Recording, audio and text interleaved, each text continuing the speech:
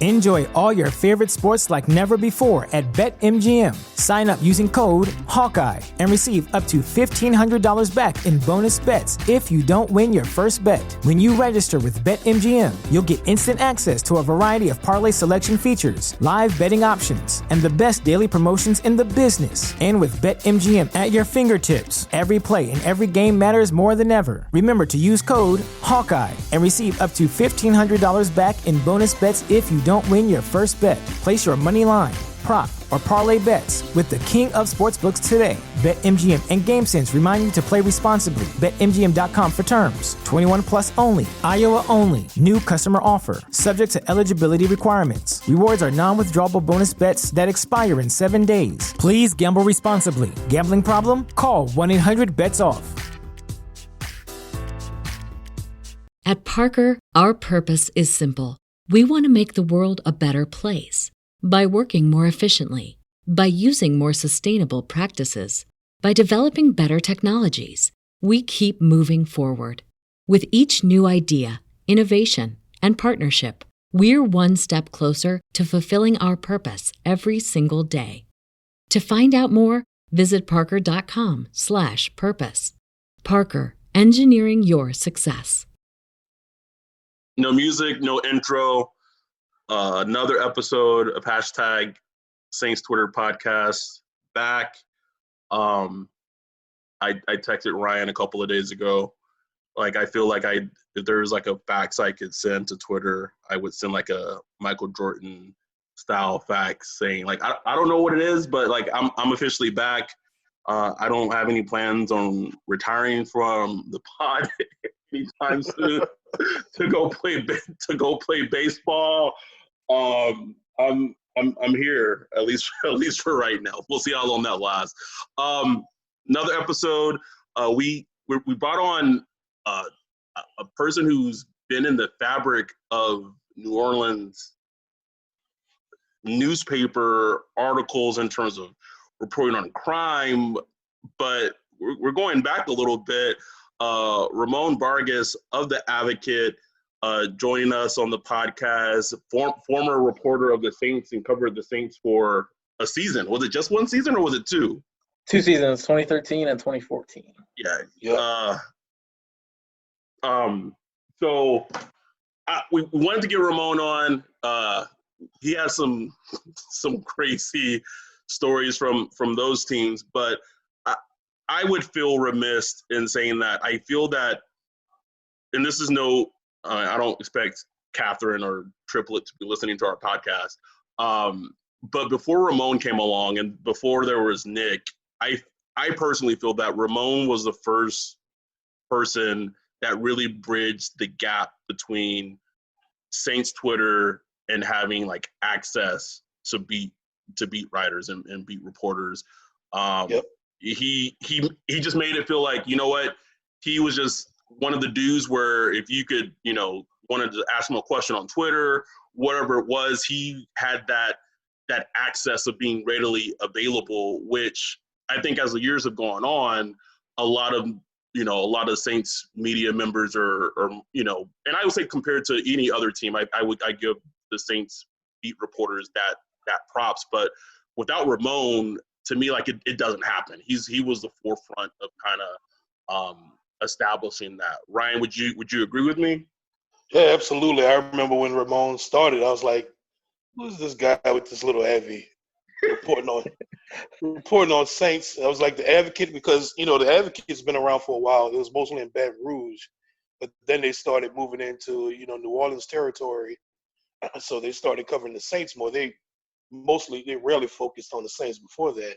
So when I saw Ramon, I was like, oh, let me follow this guy, and he would have like good stuff, man. I was pumping him up. I was like, man, like nobody else is reporting this stuff. Most of the stuff we would get is just simple, just rehashes of whatever is coming from the Saints transcript, the Saints presser of the day.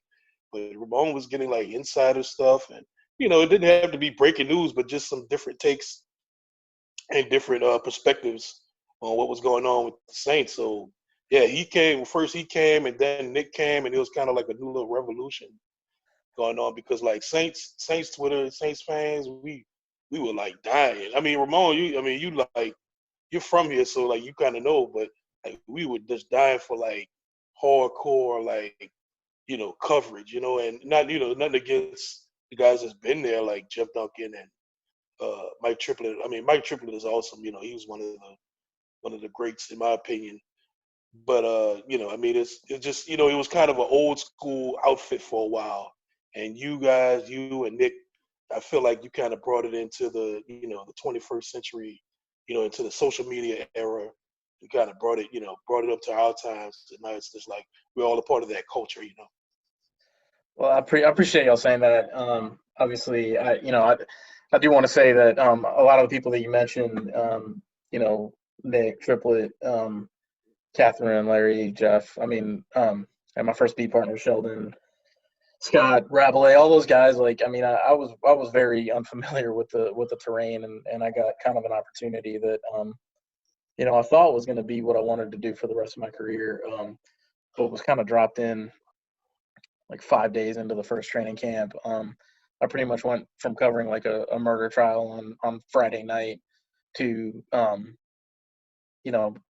Tuesday afternoon training camp, right? Just trying to 90-person roster, trying to familiarize myself with all that stuff. And a lot of those guys, I think, went out of their way, even though I was quote unquote a competitor, went out of their way to kind of teach me the basics. And then from there, I mean, it was just kind of trying to use some of the things I'd learned that kind of try to set my work apart from other people on the news side.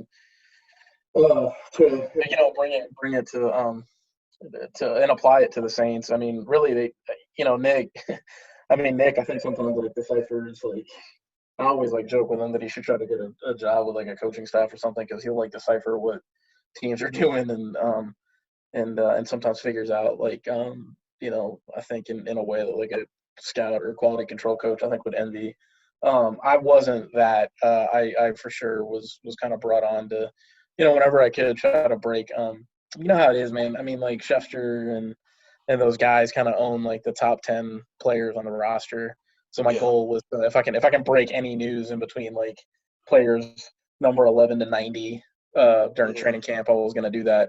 And then like if sometimes obviously if Drew Brees messes up his thumb like this season, right? I mean, everyone in the national media is going to be all over that story. My goal was like, when Raphael Bush had a like a lower leg fracture that put him out for the season, right? I was going to try to break that story. When Ramon Humber like re-signed for the next season, I was going to try to break that story, Right. And that was kind of, and I mean, and then like whenever I could, I mean, there was a story I was particularly proud. It was kind of like Kyrie Robinson's life story. I remember a couple local awards that I think those are some of the stories that kind of tell you who these players were. Luke Johnson and Amy Just do that these days real well. Catherine Terrell does that real well. But I mean, I feel like I was just and sometimes kind of doing it during the season where you don't really go through the team to get the access, which I mean, sometimes you just kind of pick your battles. You knew that you were going to annoy them sometimes, kind of going outside of their channels, but I guess you would pick one to do it. And man, look, you and I think part of the reason I was accepted on that beat, I think, was because you and Adam got behind me. So I appreciate that. I don't For real, man. I don't think Ryan and I have that much pool. And it's funny you said you went from covering like a murder trial and then covering the Saints, and then you covered the Saints for 2 seasons, and then you're back covering murder trials again. So yeah, it was. I mean, it was. I liked doing. I guess my question is, anyone who's listening to this podcast more than likely is a diehard Saints fan, and I think, and like they had like potentially, I could be wrong, but like a lot of people have this notion of like I want to like potentially be a beat reporter, be a person that covers the Saints. I think even for me, doing this podcast with the hashtag Saints Twitter podcast, or where I am as a fan compared to doing the podcast I did with Nick, is two drastically different things, because I've taken a step back and I'm not so much I'm still a fan. I still watch, but that strong emotional connection of just being downtrodden and down when they lose, like that is no longer there. So for you, I know you, we're good friends, someone who is an absolute diehard Saints fan. How was it for you to be able to cover the team? And do you feel like that I don't want to say it jaded you in a way, but like it kind of took away some of your fandom? Yeah, I mean, so like I started covering the team and it was strange. I mean, I don't think the transition was very hard to just okay, like this is my beat now. I'm gonna cover, the same way that like yeah, I mean, I can truly tell you that I would approach it the way that okay, I cover the New Orleans Police Department, I cover the Jefferson Parish Council, I cover the Orleans DA's office. It was just another entity that I was covering. Um, and so I think it wasn't that difficult. Like during, I honestly, that 2013 season, 2014 season, I'm not, when the Falcons game, whether they win, whether they lose at the end, like I was just worried that I tell a good story, that I get the right, that I take the right angle, that I talk to the right people, and then whatever happened in the game, like it was, I wouldn't. It was pretty easy for me to kind of disconnect. I'd say the harder part, and look, I mean that job, it's hard. Like I think obviously some of the stuff I cover now, right? So much of my time is talking to people on like the worst day of their lives, right? And trying to convince them to let you in so that they can speak to you about like this terrible thing that just happened to them more often than not. Or sometimes I'm profiling like some feel good stories and that's a little easier. But even though like I think the material with like a football team, even like the most devastating playoff loss, right, with like perspective, I've just covered people, and that's with all respect to the coaches and the players who dedicate their entire life to that, and then fall short of their goal, and it's tough for them, and I feel for them for sure. But I certainly met people on last week, today, yesterday, who have gone through I guess things that like most of us can't even imagine going through. So kind of, but it's still a hard job, right? There is no disconnecting from it if you want to do well. It is all consuming. During the season, I mean, it is 7 days a week. There are no days off during the season, and then during the off season, the way the demands were on me and the way that a lot of the people in this market do the job, right? It basically reverts to like a Monday to Friday 9 to 5. That's during the off season, right? A lot of people think, oh, like but you guys know, I mean, there's every month there's something going on. But so to me, like transitioning to just kind of covering it and making it like a job, I don't feel it was harder when I stopped doing it, when I decided the travel was too much. I was hardly spending any time with my wife. We wanted to start a family. I could not see. I mean, this is like props to the Mike Triplets of the world and the people who have like multiple children, let alone one. Larry, Holder, who are like dads and still cover the team. I just didn't see myself being able to do that. And so that was probably one of the chief things that pulled me away from doing that job. And it was harder to kind of become a fan again after that. It felt weird going to that in 2015. I think that was the CJ Spiller year with like the Cowboys, when CJ Spiller, they won that overtime game. And I think Spiller, like it was that swing pass that he took for several yards. Like I remember like that happening and barely even feeling weird about like cheering again. Like how, like, can I cheer? Like, are people gonna see me and think I'm like this huge like so like, and just lose respect for me as like a journalist? And so it was harder for me to transition back into like being a job. I know I've told you this, Adam, and I think I might have told you this, Ryan, as well, where I said that I've compared it to kind of like seeing. I don't know if you've ever been to like Disney World. One time I was there, and the lights in Space Mountain were on, and you kind of saw what it looked like, and it just was like a whole different thing. It's like I kind of got to see what the magic of being in the NFL was kind of like. And so it took me a while to kind of become a fan again and feel comfortable being a fan again, if that makes sense.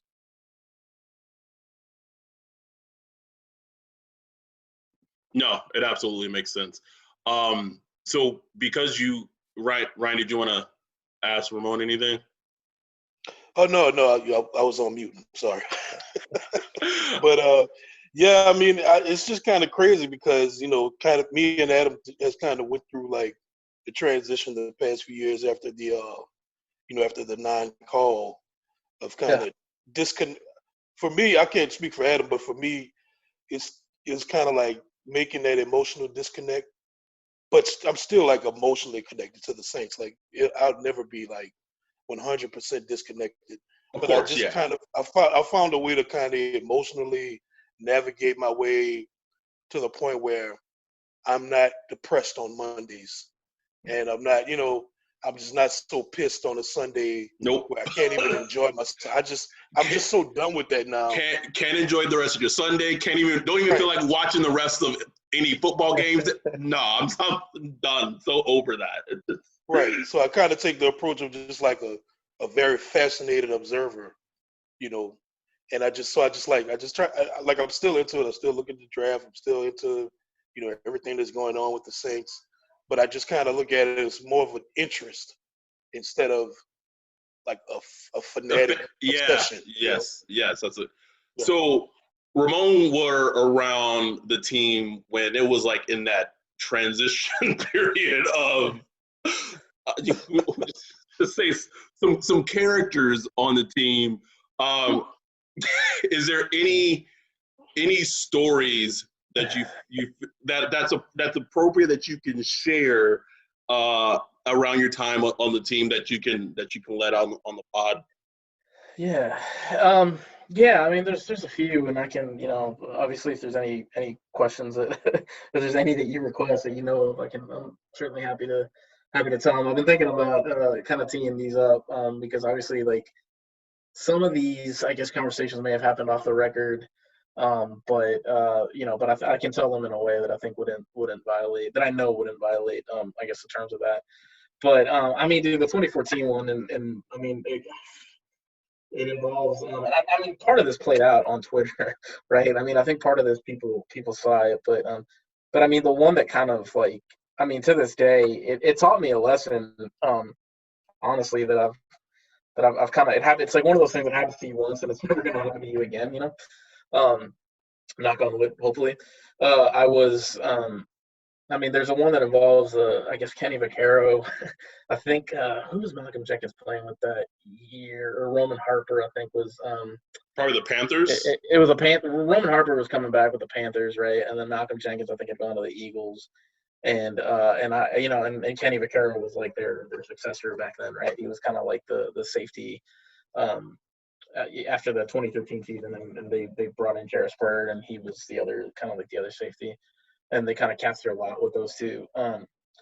And I was asking, Kenny Vaccaro, like, how did just like, hey, like, what can you say about just about Malcolm and Roman and what they taught you? And you could tell that he had a better relationship, I think, with, or I guess with Roman, and but then I guess at one point he said Malcolm. He's like, well, and I guess he wanted to kind of give a political answer. I feel like, and I don't want to put words in his mouth, but I mean, I feel like he said, I swear to God, I thought I heard him say that Malcolm Jenkins was selfish, right? And I'm like, selfish? Like, that's like kind of what I told myself. And then I'm like, hey, Kenny, do you really want me to write that? And he's like, yeah, I can write. He's like, anything I tell you, you can just go ahead and write, man. Whenever I'll tell you the truth, and whatever I tell you is true, and you can write it. And I'm like, okay, well, so like, why do you say that? And then I remember he kind of like elaborated on it, and I guess it didn't quite make it didn't. Anyway, like, I guess I just kind of like move on. I'm like, okay, well, then he told me to go ahead and write it. I guess, whatever. And I mean, remember, this was like Sean Payton's locker room where, at least in prior years, locker room material was something that you wanted to avoid giving to the other team and whatnot, and to other people. And so I just write the story. I tweet out, thank God, like, I tweet out, Kenny Vaccaro just told me that he thought Malcolm Jenkins was selfish. And then it was like, and people, like I can kind of see like the buzz, like in the room, you can see people. I even listened to the tape to make sure that I heard him right. I asked Nick Underhill, who was my beat partner at the time, I'm like, did you hear him say that? He's like, yeah, dude, that's crazy. And then and so like I tweeted out, I could see the buzz, like the other reporters, like, oh man.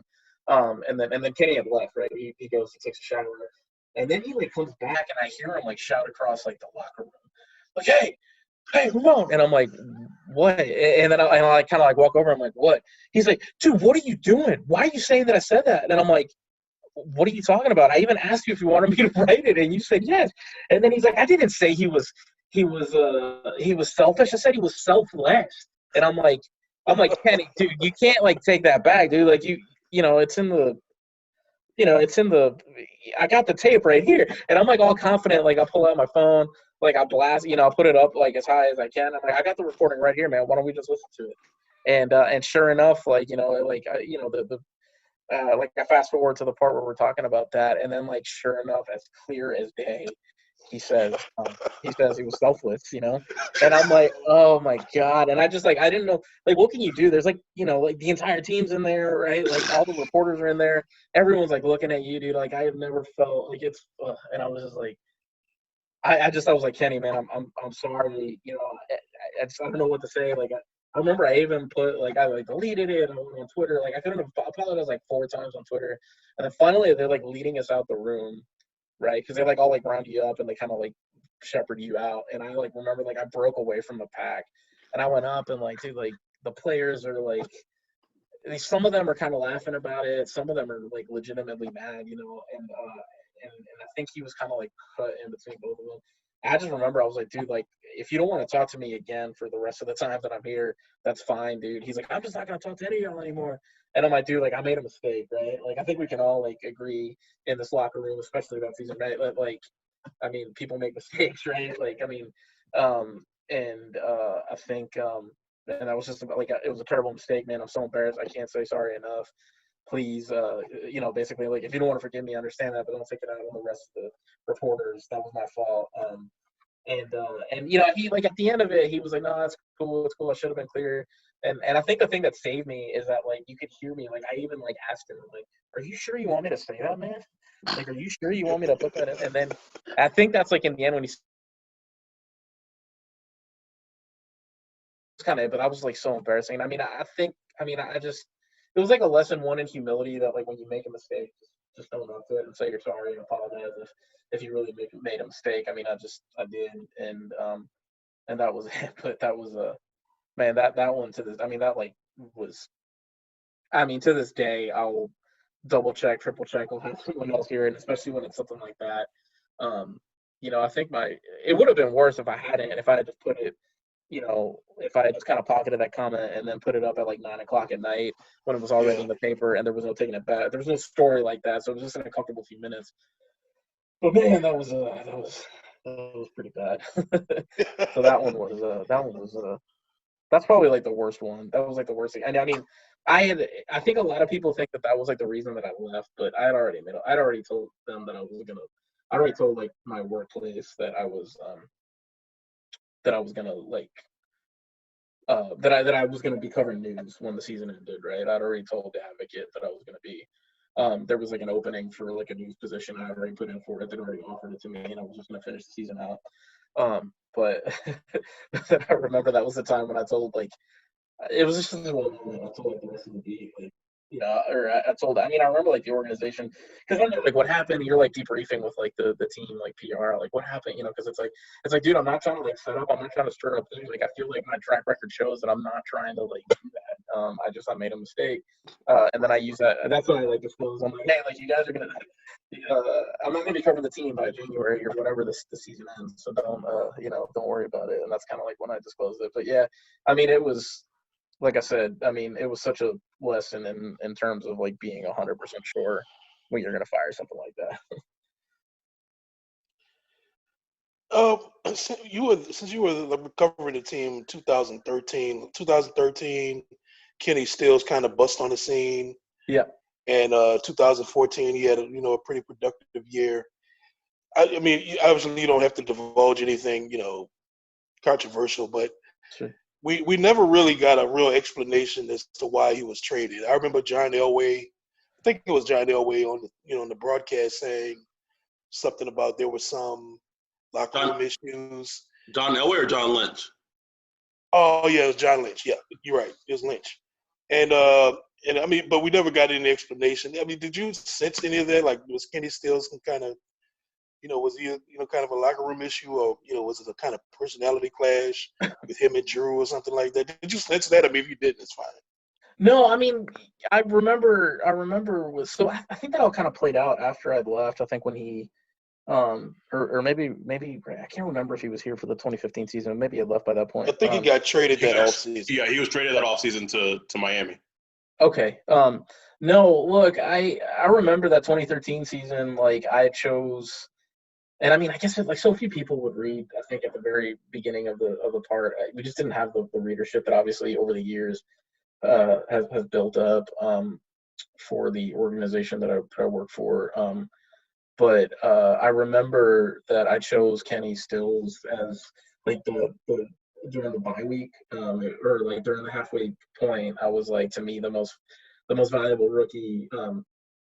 Everybody, I guess, like the consensus was it was Kenny Vaccaro.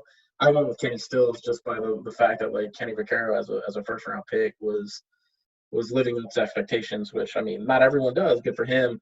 But I remember that like Stills as a fifth round pick. I remember that he did that. No, I just remember that in 2014. I mean, a lot of this stuff has kind of come out since, as far as some personality issues. I never knew any firsthand one with Kenny Stills. I didn't know exactly he was always professional with me. He was always helpful with me. Every time I asked him for his time, he would give it to me. Especially that season when it was hard. You couldn't say the same about everybody in the locker room. And he always gave it to me. I do know that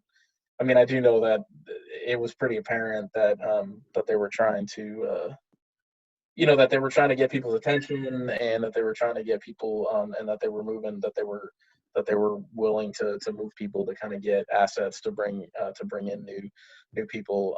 But again, I did not actually ever have anything but pleasant interactions with Kenny Stills, and whether he had issues with Drew, that was that was not something I was ever able to pierce.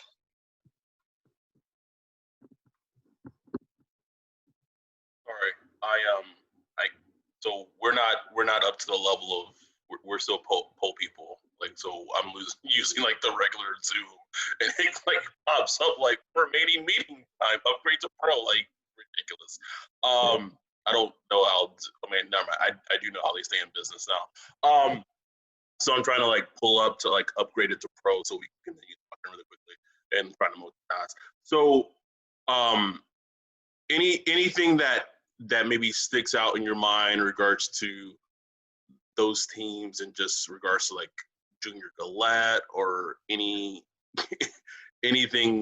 like that? Yeah, I mean, it's so crazy that like I think we just, and I don't necessarily need a detail. I think everyone who listens to this kind of knows what kind of the various things that Junior Galette kind of found himself in the middle of once he left. But man, I'll tell you, in 2013, when he was, I think he led the team in sacks, and he was really good, and he was so like accessible, and so just always, it didn't matter. Like, I remember he'd be like leaving, and I'd miss like his little like locker room gaggle, and I remember like I stopped him, and would ask him to come back. He'd like come out. One time I remember he was about to go into like that like ice tub or whatever that they have, or like that chamber that they have. And he like came out and just talked to me for like 10 minutes or something. And I remember like so we were gonna give, and every year, right, they give the media award, the good guy media award, the media good guy award rather, to a player who's particularly useful as far as like helping you explain to your readership what happened in any given moment, or in like the big moments in each game. And he was such a good quote in 2013, and very engaged, and always kind of very, and yeah, I mean, they were going to give it to Jabari Greer, and I like single-handedly took it upon myself to campaign successfully for the media to give it to give it to Junior. Junior. The Junior Galette, yeah. Junior Galette is the 2013 Media Good Guy Award winner, and then obviously like after the 2014 season, I mean there was like the arrest, and then like the video from the beach came out, and then I know that like he's tweeted some things. It was always good with me. I mean, like I don't want to like he was again always helpful, always gave me his time. Even during that 2014 season.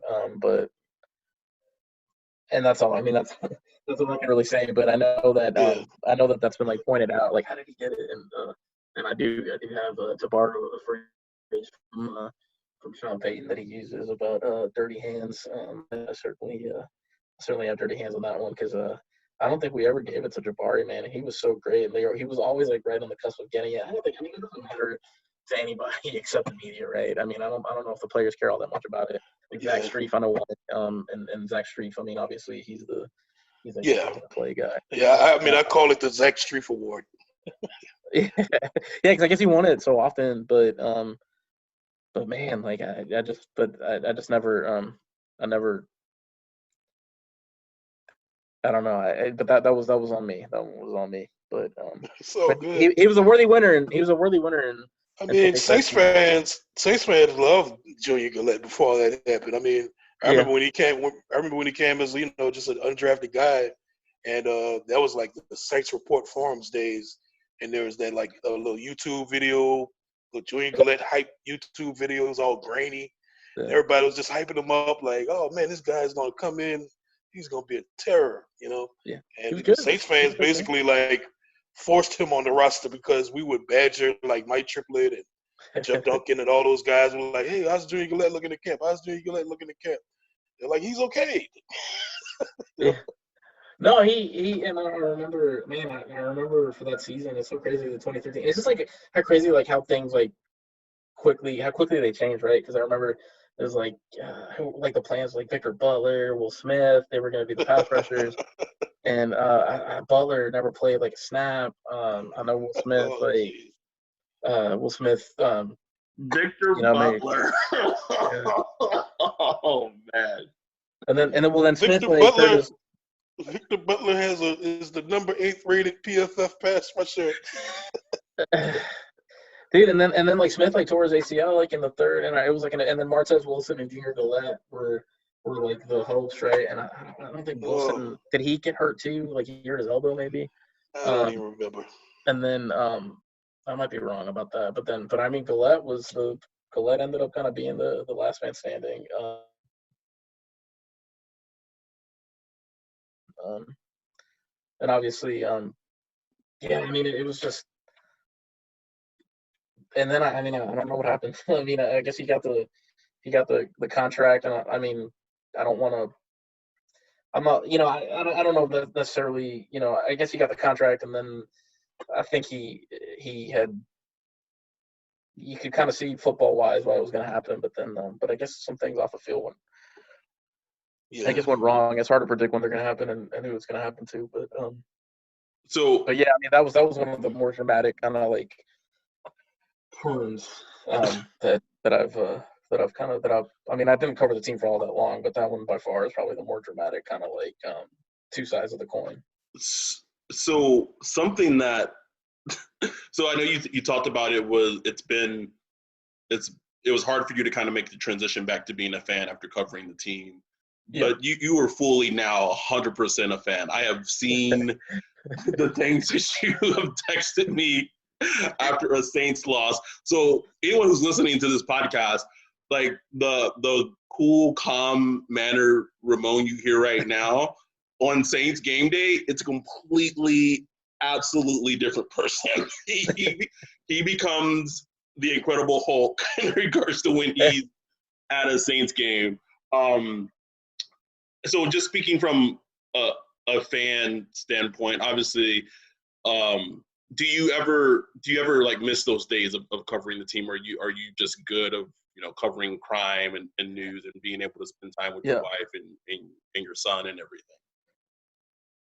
Yeah, no, I think sometimes like you can't help but like you like leave a game, and I'm trying to think of one where like just a lot of stuff happens, any one of the like I will sometimes like I'll text when did I guess Nick cover the team through 18 or I mean they're my colleagues or consider them friends. I don't. It's just that like when they're working, right? Nick was the one that I would feel comfortable bothering while he was working, just because I was friends with him after we covered the team that one season, and so sometimes like there'll be like a game, and I would like to, like Traquan Smith, who I think developed kind of catching some of the record-breaking touchdowns that Drew Brees threw in the last couple of seasons, right? I would be like, hey, put me down for the Traquan Smith feature, I'd say. So sometimes, like, like those like kind of like sidebars, or like the player scoring like his first touchdown, or like the guy signed off the street that like contributes something, right? I used to like love doing those stories, and so like I'd always kind of joke, and like even if it's like that one, I would text Nick and be like, "Hey, I'll write that one." Um, but no, man. I mean, I think sometimes like it just especially if it's like a night game and it's just my dad and I like leaving the stadium, it's like I'm kind of glad, especially like if they played badly, or if it's just gonna be like one of those where like people are mad about the outcome of the game, and they just want to be mad at something, right? And so the first thing you write is gonna like have I'm just kind of glad to be like, you know what, I can kind of like unplug from this and just go home, go to sleep, have a drink and go to sleep, and kind of forget about this till the next week. I think I reached that. So for the most part, I'd say I don't miss it. I like being able to kind of just, all right, like turn the page and not be all consumed about, well, is this player going to get cut, or is this person going to be put on,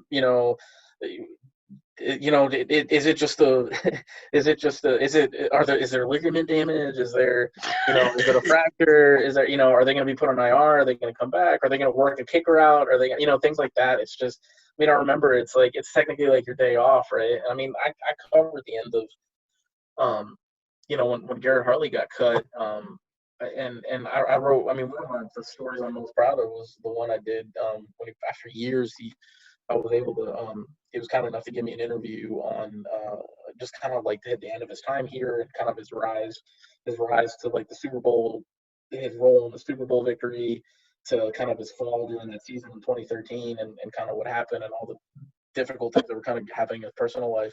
But I remember there was that terrible St. Louis game where they lost control of the division. I mean, I don't just remember that it was this like December game, and it was in St. Louis and against the Rams, and they lost. And Charles Brown. Yeah, Charles Brown, and then Garrett Hartley missed a kind of a chip shot at the end, and Brown I think he got benched in the middle of that game, right? They put Teron Armstead in, or I think was it that game, or was Teron starting the next game against the Panthers? I want to say it was. He started against the Panthers. He started against the Panthers. That's right. And it but was like but I think he got put in to the Rams game after Robert Quinn was just torching. That's right. Yeah, and then, but anyway, so it was like, are they going to make a move there? And then it's like, like your day off on the flight back, you're like, I'm like, are they going to bring in a kicker? Or are they going to cut him? And then they finally cut him.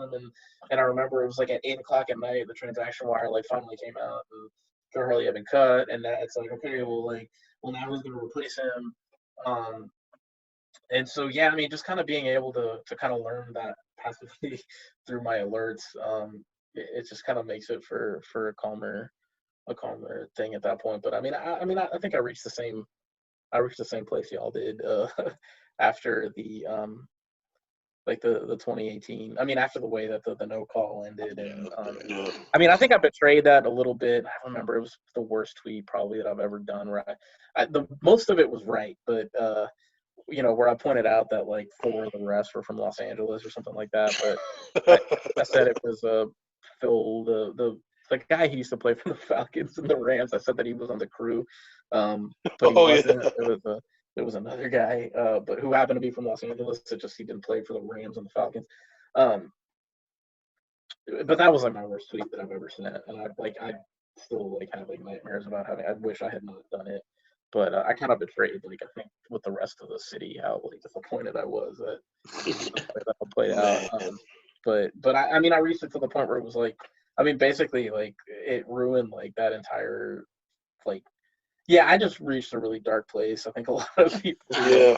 will tell you that I reached like a pretty I mean it took me a while to just finally kind of like shake the shock of the way that all ended. Yeah.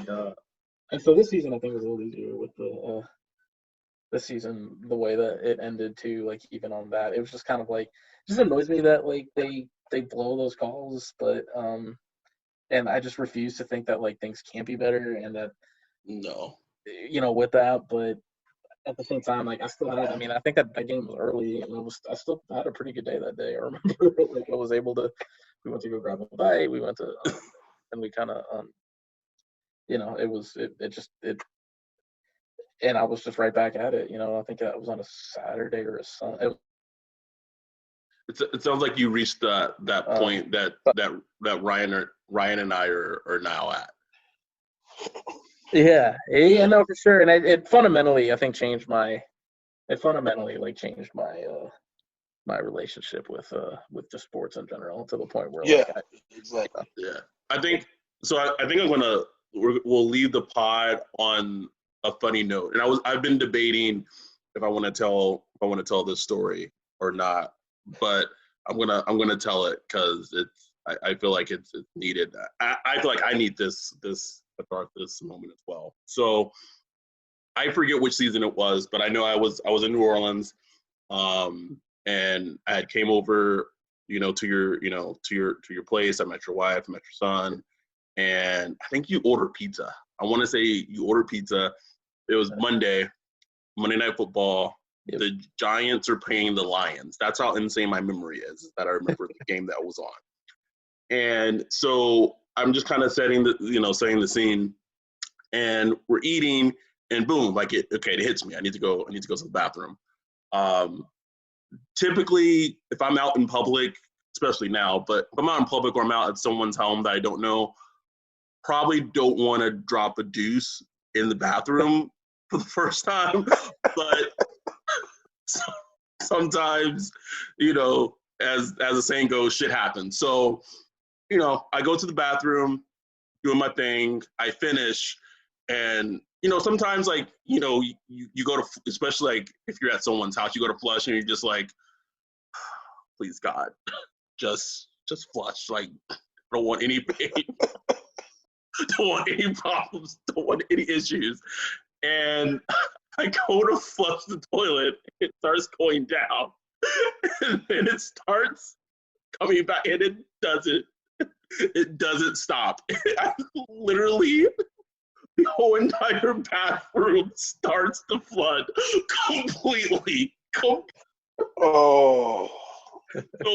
So there's only, I think, 6 people that know this story, including Ramon and Ryan both know this story. So now the 450 people that listen to the podcast will also know the story. I don't really care. And so I am just like, oh my God, like I have to tell Ramon that like I just fucking flooded his bathroom, and like in his nice home, and it was one of kind of not the top embarrassing, but a pretty embarrassing moment. But for you just to just be so cool as a cucumber, play it off, and I was like, Ramon, I need some towels, man. just give me just give me some towels.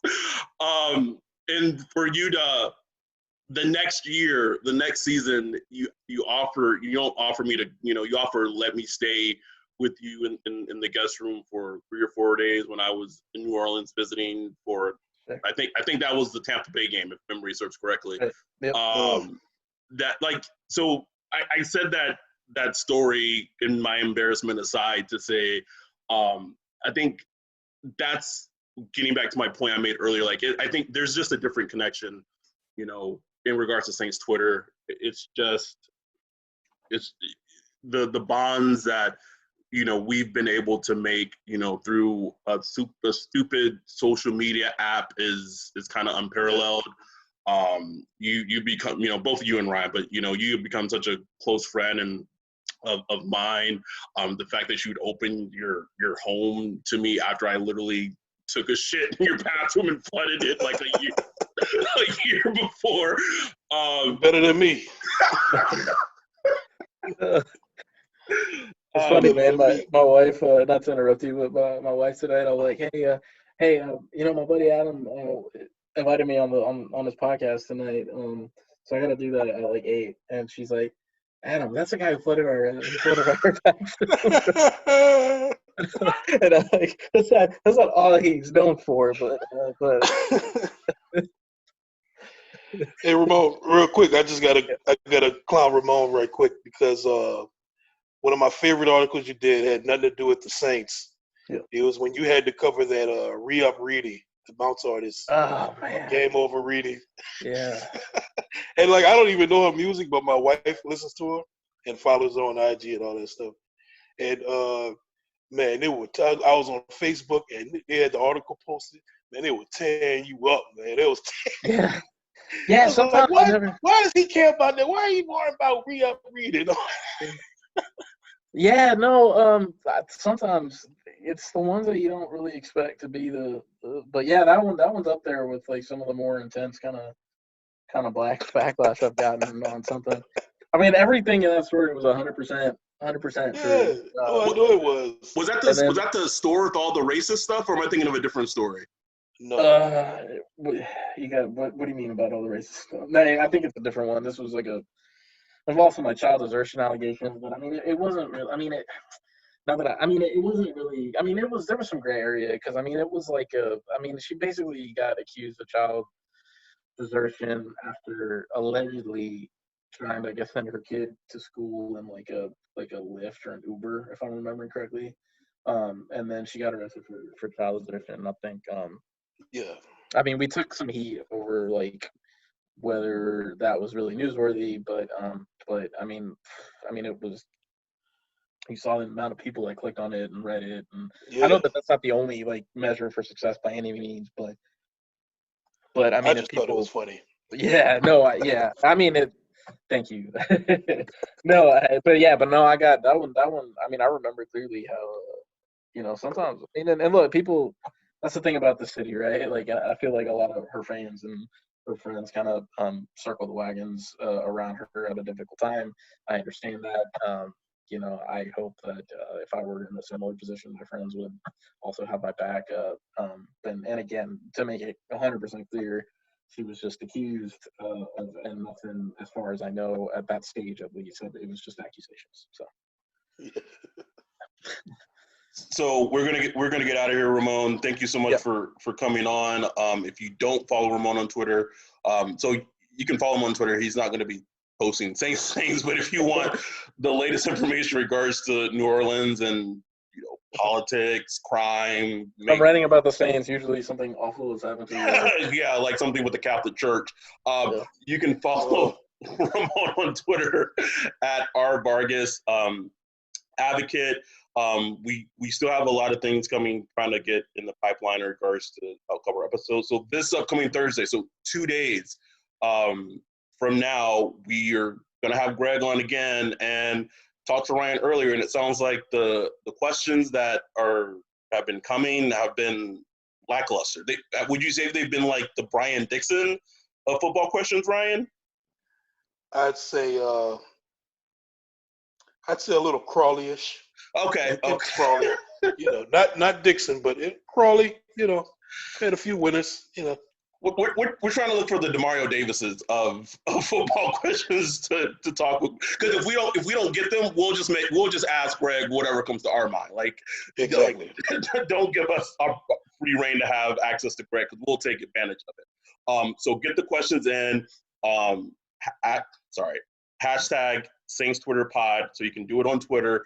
If not, you can send the question in to the Gmail account, saintstalkpod@gmail.com. So that's coming up on Thursday. And then again, I know it's a long episode. Most people probably aren't listening to this entire episode. They're probably not even listening to the end to the story. But if you're still listening, we're still trying to do the movement to get Sean Payton on. I know it's like a 1% chance that it happens, but I've saw a couple of my followers, a lot of people that follow me, shoot Sean Payton a message on Twitter. So continue that movement. Shoot him, add him. He's Twitter happy lately. Tell him that you want him to come on the Saints Twitter podcast. He's the white well.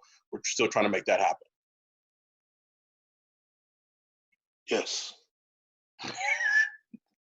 as Ryan so eloquently put. So with that, we're out. We'll be back on Thursday with Greg. And stay safe. Wear your mask. Be safe out there. Peace.